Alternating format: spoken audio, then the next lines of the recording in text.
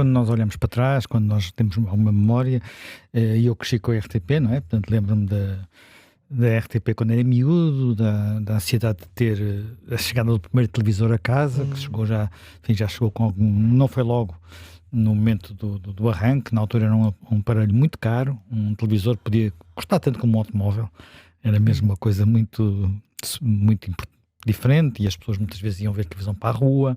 Quando havia um jogo de futebol nós andávamos, havia uns nas montras da casa dos eletrodomésticos, estavam uns televisores assim apontados para a rua, e havia uma multidão de pessoas a ver aquilo. Portanto, mesmo quando os estabelecimentos estavam fechados, não é?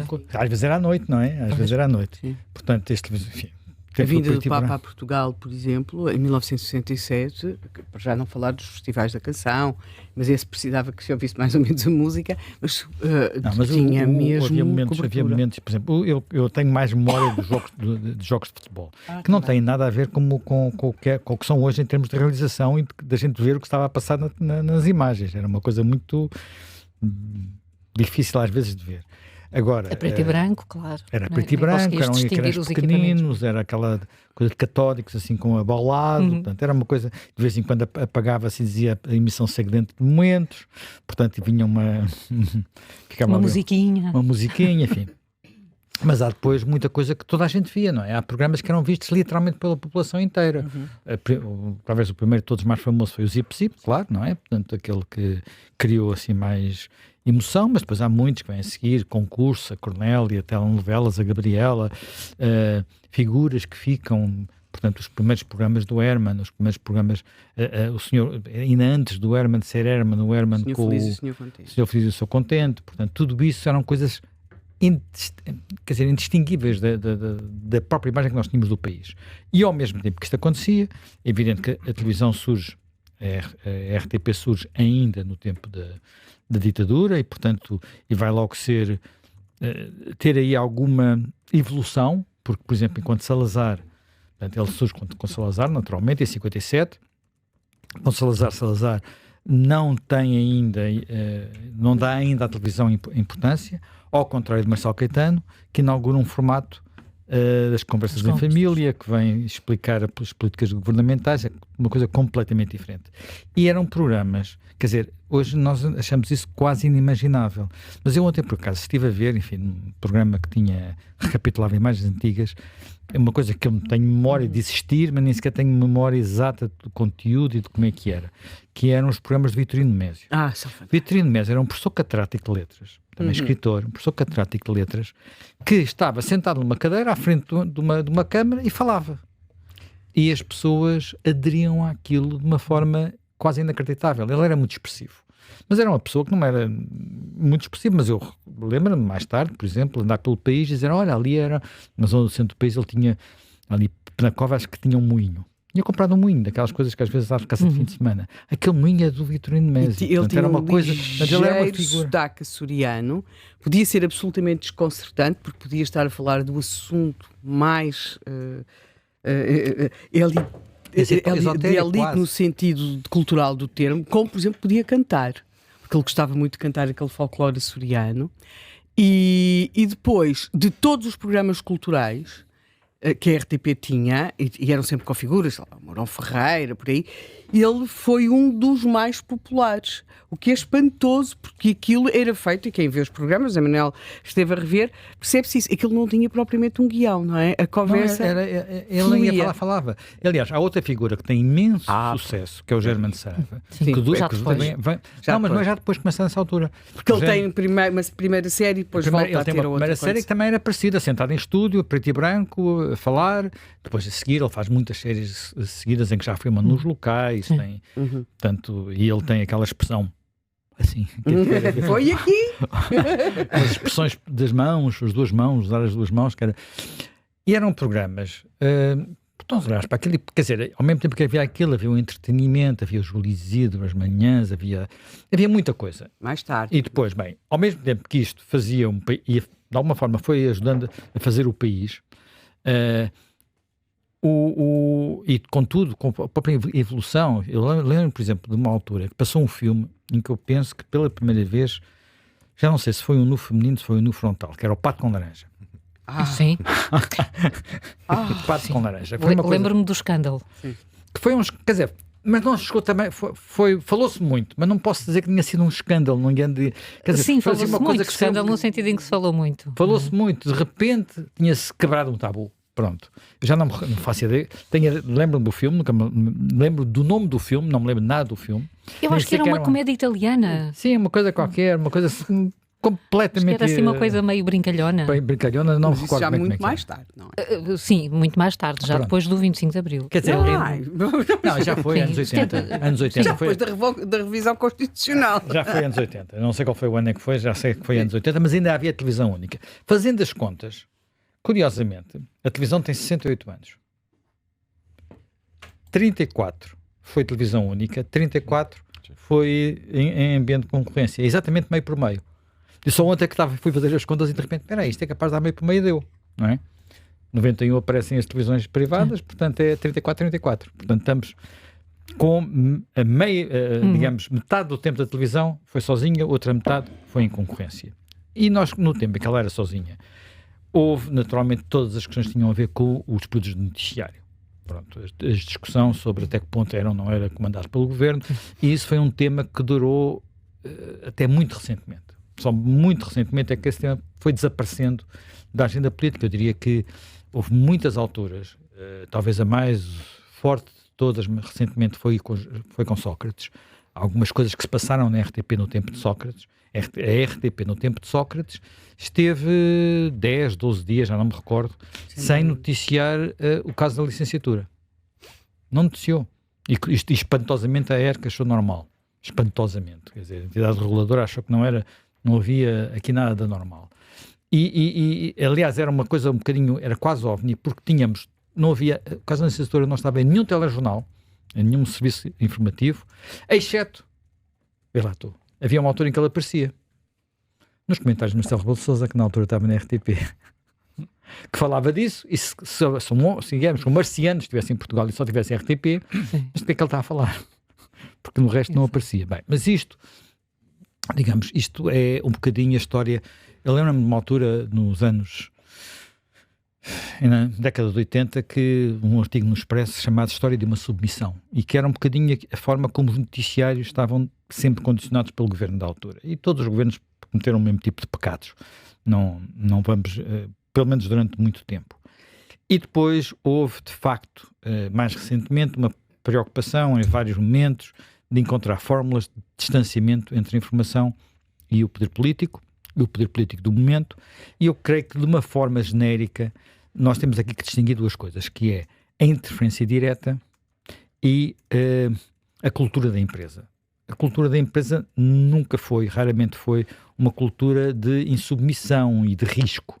Portanto, desse ponto de vista, aquilo que muitas vezes nós fazemos nos órgãos de informação, que é ter uma cultura de alguma contestação, nunca foi o espírito da RTP. Bem, mas dito isto, eu acho que aquilo que é relevante, e é o tema disto hoje, é primeiro, porque é que aquela empresa de comunicação está sempre a ser discutido na Assembleia da República? Porque é que o Bloco e a Mariana Mortágua já apresentaram perguntas para saber porque é que o António José Teixeira saiu ou não saiu, ou porque é que houve ou não houve despedimentos? Isso acontece porque é uma empresa pública. É a mesma coisa com a TAP, não é? A gente discute as rotas da TAP. Os políticos adoram discutir as rotas da TAP, coisa que não discutem as rotas das outras companhias aéreas, e às vezes servem melhor até que a TAP. Nós já sabemos isso em alguns na maior parte dos aeroportos do país. Há muito mais voos e muito mais variedade de outras companhias, porque a TAP tem ambiente concorrencial. Ora bem, no caso concreto da RTP, nós temos uma espécie de dogma nacional, e o dogma nacional aliás é um dogma da empresa, o serviço público, que muitas vezes, e quando é falar RTP, fala também da rádio. É a rádio de serviço público, é a televisão de serviço público. Depois nós vamos perguntar em que é que isso se traduz, em que é que isso se materializa. E, na verdade, nós aqui notamos duas ou três coisas. Primeiro, e agora vou ocupar-me sobretudo da parte da televisão, que é aquela que é sempre mais efervescente, digamos assim. A RTP hoje em dia tem audiências baixas. E não é só a RTP3, como hoje diz o o Nicolau presidente da RTP numa entrevista ao Expresso. É toda a RTP. Quer dizer, a RTP3, os dados consolidados da RTP deste ano, penso que são deste ano ou do último ano, são 1% da audiência, o que é 1/3 da SIC, o que é 1/3 da CNN de Portugal.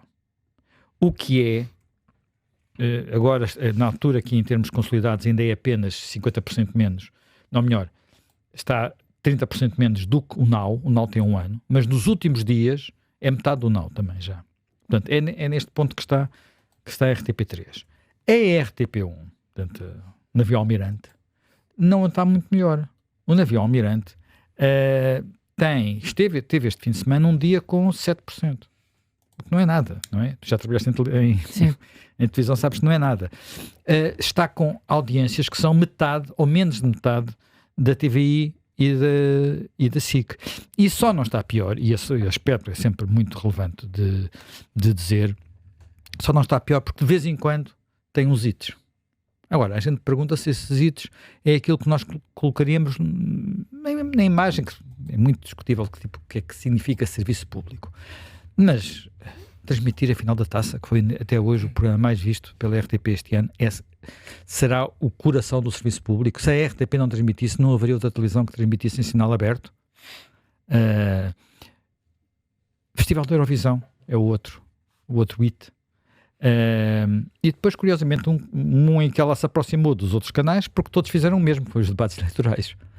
É nisto, quer dizer, fora isto, em rotina, os programas mais vistos da RTP são, ou melhor, o programa mais visto é o Preço Certo, que é um programa que foi criado há 20 anos, com um objetivo específico e limitado no tempo, certo. Que era a mudança para o euro. A mudança do escudo para o euro, para as pessoas se habituarem ao euro, e que se mantém, porque o gordo, não é? Como ele próprio se trata ele próprio, o gordo é um sucesso e aquilo vai mantendo e ajudando o telejornal a arrancar melhor, e ninguém se atreve a tirar aquilo do ar. Mas agora, quer dizer, essa função, digamos, de serviço já desapareceu há muito, porque as pessoas já se entendem bem com o euro atualmente, não é? Mas aquilo mantém-se basicamente porque tem audiências. Portanto, exatamente a mesma lógica das televisões privadas. Portanto, primeiro ponto, não é pela audiência, por chegar a mais pessoas, que a televisão justifica a sua condição de serviço público. Penso eu. Portanto, não é assim. Aliás, ao contrário do que sucede em muitos outros países, onde esta discussão também existe, por causa de saber se há ou não há interferências, se faz ou não faz sentido, os canais equivalentes, estamos a falar da Europa, porque quando saímos da Europa a coisa fica completamente diferente. Os canais equivalentes estão aí no primeiro, segundo lugar, não é? Portanto, não andam cá para baixo pelas ruas da amargura. Passando depois àquilo que nos custa. Nós temos, a RTP, grosso modo, talvez até seja mais do que esse valor, anda nos 200 milhões de euros de taxa, todos os anos. A taxa é um imposto, portanto, a gente paga na conta de eletricidade, desde que tenhamos um contrato de eletricidade que pagamos, podemos ser, quer dizer, se for o contrato de eletricidade de um cemitério, paga taxa para a RTP. As escadas dos prédios? Entre coisas. Pronto. Não tem televisão. Não tem televisão.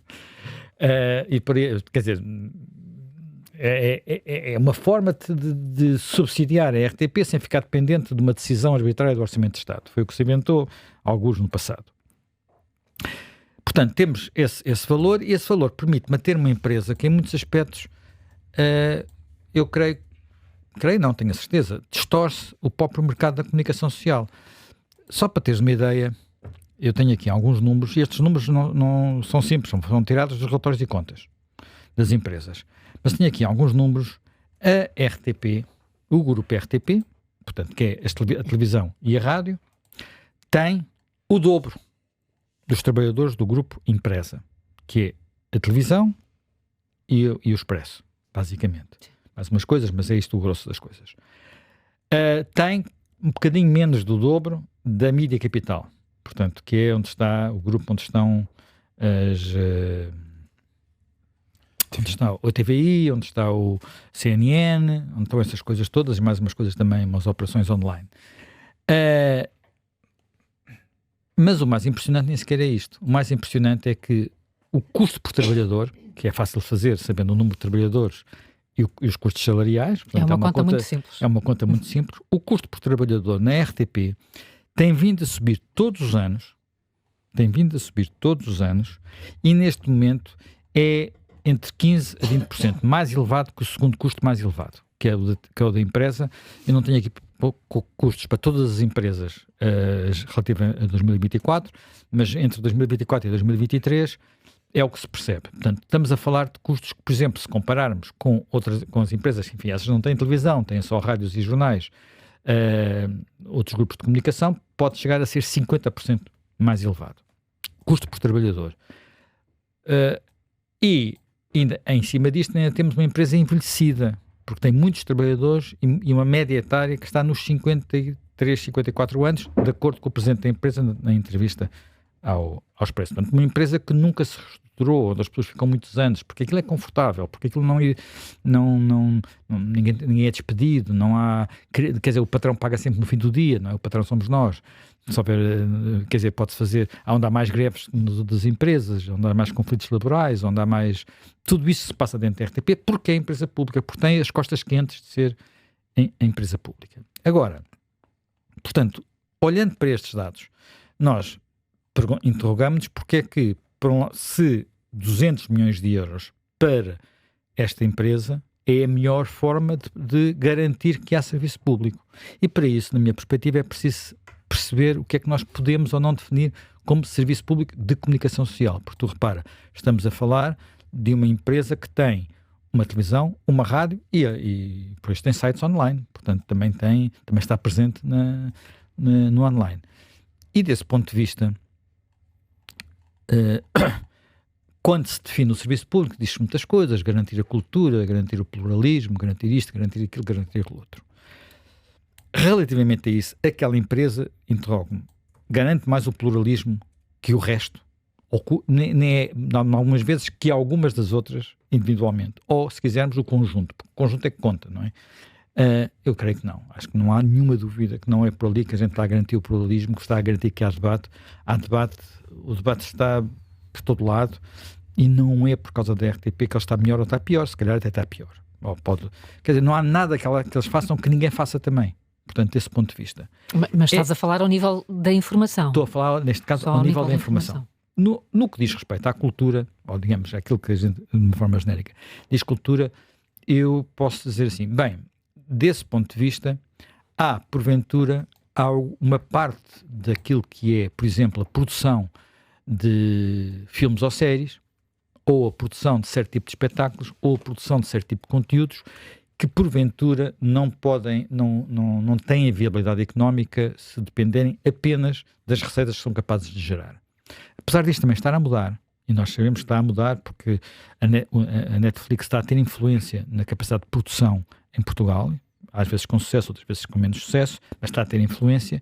Apesar disto estar a mudar, a questão que eu levanto é: a melhor forma de o fazer é por via da RTP, ou a melhor forma de garantir que há este tipo de conteúdos que o mercado por si não paga, ou não paga integralmente, pudessem ser produzidos por quem apresentasse propostas e fosse selecionado para o fazer, em ambiente de concorrência com dinheiro público, mas em ambiente de concorrência. Portanto, se a SIC, ou se a TVI, ou se nós apresentássemos, houvesse um momento em que disséssemos: olha, nós queremos fazer esta série, queremos produzir este conteúdo,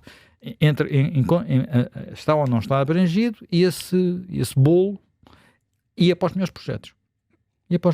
Ponto final. Quer dizer, e muitas vezes os próprios produtores, muitas vezes estas coisas saem de fora das empresas, boa parte dos projetos, até os mais interessantes da RTP, não nasceram dentro da RTP, nasceram de produtores que foram bater à porta da RTP. Mas porquê da RTP? Porquê desta forma? Porquê desta maneira?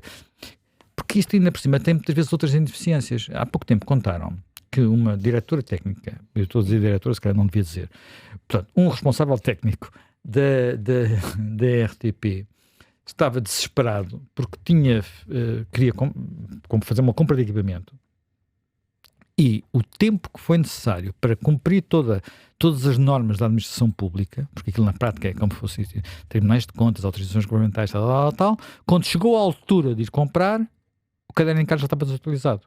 E quem está neste setor sabe que é assim, não é? Portanto, o equipamento está sempre a melhorar. Daqui a 6 meses, nós já compraríamos equipamento diferente, câmaras, sei lá, modems, microfones, não sei o que é que estava em causa. Nem interessa para aqui. Porque isto é a forma de como este tipo de empresas não ajuda à boa gestão. Não tem a ver com os setores serem bons ou serem maus. O ambiente, as normas, as regras não ajudam à boa gestão. E, portanto, eu acho que, independentemente das questões que têm a ver, e que é um outro domínio, eu, como disse, acho que houve evolução positiva no que diz respeito às tentativas de interferência dos governos, e nós podemos discutir muito se aquilo está bem ou está mal, e se tem, mas como eu disse, é mais uma questão, às vezes, de cultura do que propriamente já não creio que já se recebam telefonemas para ver o alinhamento dos telejornais, não creio, e, se calhar estou a ser muito ingênuo, mas não creio sinceramente que isso aconteça. Não sei até que ponto é que a cultura da empresa está blindada a pressões, porque todos nós recebemos pressões, todos sabemos isso, está blindada a pressões e, portanto, cede mais ou menos, não sei responder sobre isso, mas não é a interferência de outros tempos. E, de facto, o facto de haver um conselho, digamos, um anteparo entre a administração e o governo, é uma fórmula que tem, quer dizer, que eu posso achar que se calhar não é o ideal, porque eu acho que aqui o problema é o modelo. E o modelo, e desse ponto de vista do modelo, numa altura de crise, o que acontece? Quando tu tens uma empresa que paga 20, 30, 40% mais do que as outras empresas concorrentes, estás a distorcer o mercado de trabalho na comunicação social. Se estás a falar de um setor que tem dificuldade em pagar devidamente aos trabalhadores, aos jornalistas, aos técnicos, aos repórteres de imagem, a toda a gente que é o setor da comunicação social, se tens um que paga mais que os outros, estás a distorcer o mercado. E muitas vezes isso acontece, porque não é só pagar, é que também dá conforto. Sendo que depois a forma como paga às vezes é completamente abstrusa. Completamente abstrusa.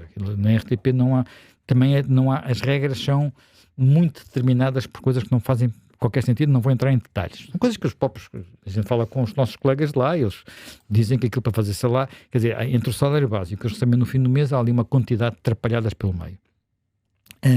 Portanto, eu acho que nós não temos que ficar prisioneiros, que foi o que aconteceu na anterior legislatura, que é, não se pode tocar na publicidade da RTP, porque não se pode tocar na RTP, porque não se pode tocar no serviço público. Não, eu acho que de vez em quando, nem que seja 10 em 10 anos, nós temos uma discussão sobre isto em 2002, 2003, outra discussão em 2012, 2011, 2012, com comissões de que eu fiz parte, não quero fazer parte mais de nenhuma comissão, daquilo para o trabalho e para o lixo, já dei o suficiente, digamos assim, mas, quer dizer, discutir isto de vez em quando faz sentido, até porque nós temos outra coisa.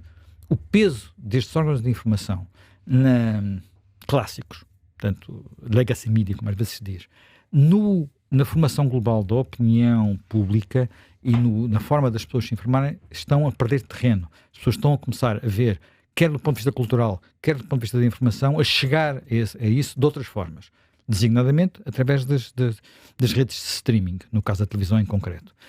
E nós, não, julgo eu, nem temos clara noção, total avaliação e total noção disso, porque ainda baseamos muito da nossa avaliação do setor através de métodos relativamente antiquados de medição das audiências.